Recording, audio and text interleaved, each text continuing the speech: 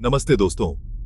आज हम बात करने वाले हैं हमारे लोकल गवर्नेंस में फैले भ्रष्टाचार के बारे में, खासकर नगर सेवकों के बारे में।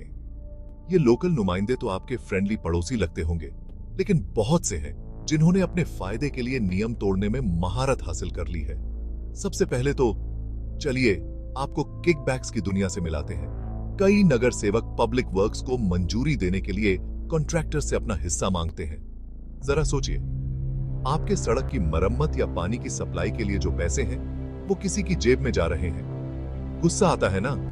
एक और कॉमन चाल है प्रोजेक्ट कॉस्ट्स को बढ़ा चढ़ाकर बताना। ये ऐसे काम करता है, नगर सेवक और कॉन्ट्रैक्टर्स मिलकर किसी प्रोजेक्ट के लिए जरूरत से ज्यादा बजट बता देंगे, फिर जो एक्स्ट्रा पैसे हैं वो आपस में बांट लेते हैं। इससे सिर्फ पब्लिक फंड्स की बर्बादी ही नहीं होती, बल्कि जरूरी सर्विसेज में भी देरी होती है। फिर बात आती है वेलफेयर स्कीम्स में गड़बड़ी करने की। बहुत बार नगर सेवक सिर्फ अपने सपोर्टर्स को ही बेनिफिट्स देंगे या फिर इन स्कीम्स में लोगों को शामिल करने के लिए घूस मांगेंगे। यानी जो मदद गरीबों के लिए है वो कुछ चुनिंदा लोगों को मिल जाती है। इससे डिपेंडेंसी और भ्रष्टाचार का एक दुष्चक्र बन जाता है। चलिए लैंड ग्रैब्स के बारे में बात करते हैं। कुछ नगर सेवक अपनी पावर का गलत इस्तेमाल करके पब्लिक या प्राइवेट लैंड पर कब्जा कर लेते हैं।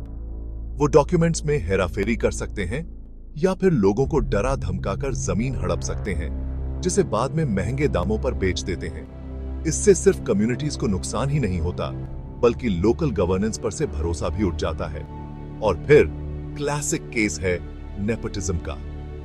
नगर सेवक अक्सर अपने परिवार वालों या करीबियों को कॉन्ट्रैक्ट्स और जॉब्स के लिए फेवर करते हैं। इससे डिजर्विंग कैंडिडेट्स को मौका नहीं मिलता और फेवरेटिज्म की कल्चर बढ़ती है। आखिर में टेंडर प्रोसेस में भी गड़बड़ी करना एक और पसंदीदा तरीका है। टेंडर रिक्वायरमेंट्स में हेर फेर करके नगर सेवक ये सुनिश्चित करते हैं कि सिर्फ कुछ खास कॉन्ट्रैक्टर्स ही क्वालिफाई करें, वो भी मोटी रिश्वत के बदले।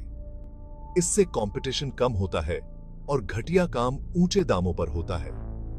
ये तो बस कुछ तरीके हैं जिनसे नगर सेवक सिस्टम का फायदा उठाते हैं। हमारे लिए जरूरी है कि हम इन्फॉर्म्ड और विजिलेंट रहें। अपने रिप्रेजेंटेटिव्स को जवाबदेह ठहराना ही एक साफ सुथरे और ट्रांसपेरेंट गवर्नेंस की तरफ पहला कदम है। अगर आपको ये वीडियो अच्छी लगी तो लाइक और सब्सक्राइब करना मत भूलिएगा। अगली बार तक अवेयर रहिए और इन्फॉर्म्ड रहिए।